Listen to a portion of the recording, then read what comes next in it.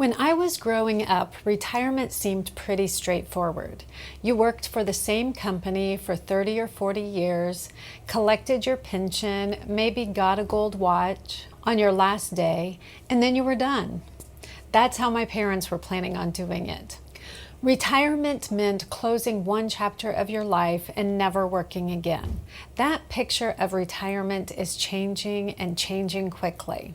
Hi, I'm Michelle, and on my channel we talk about creating a peaceful, confident life after 50, especially if you're living alone, traveling solo, or navigating retirement.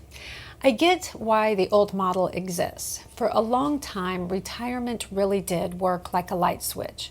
You worked for one company for 30 or 40 years, you got a pension and a gold watch, and you were done.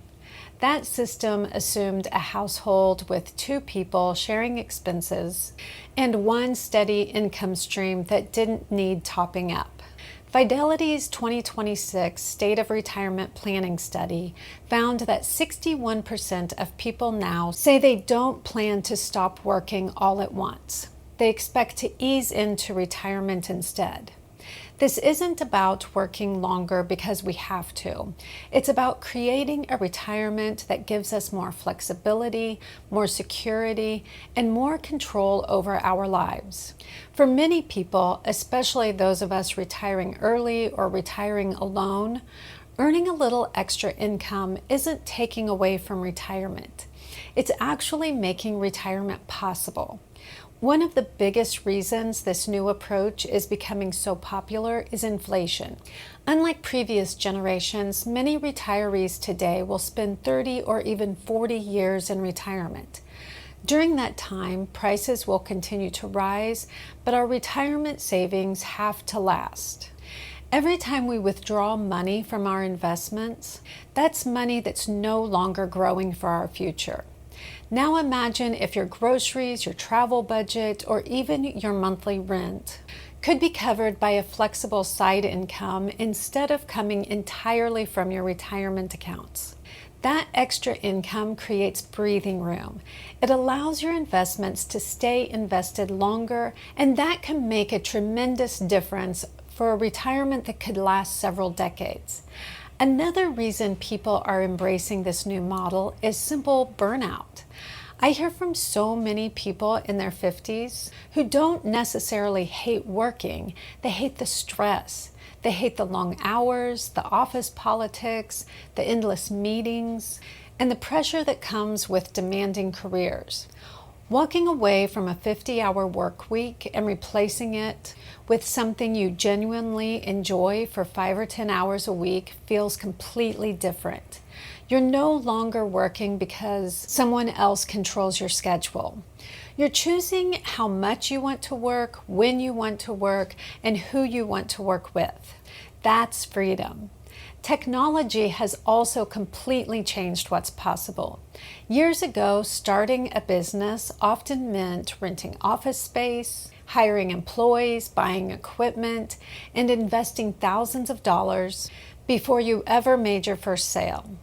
Today, your experience is often your business.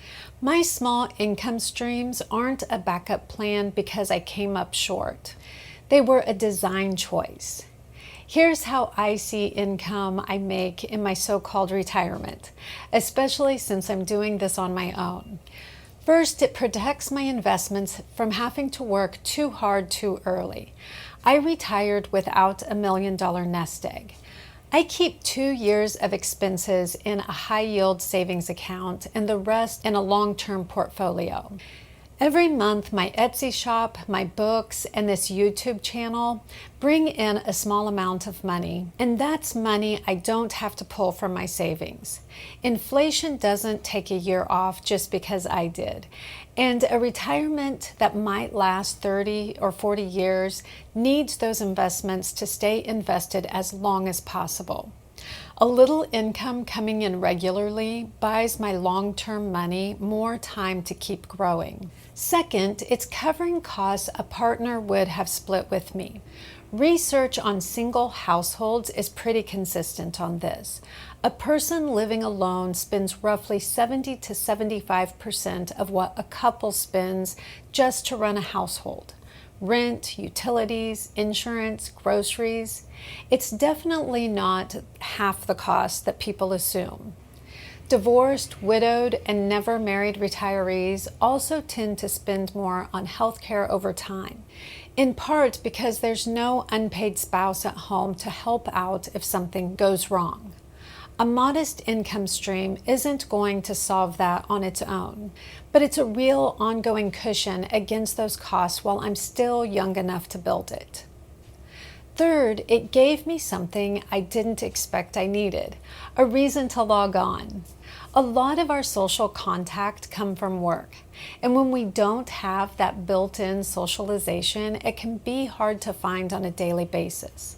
My shop and my books put me in touch with customers, and this YouTube channel and my Instagram account has put me in touch with people I would have not met otherwise. Some I talk to on a weekly basis, and some I have just randomly run into in real life.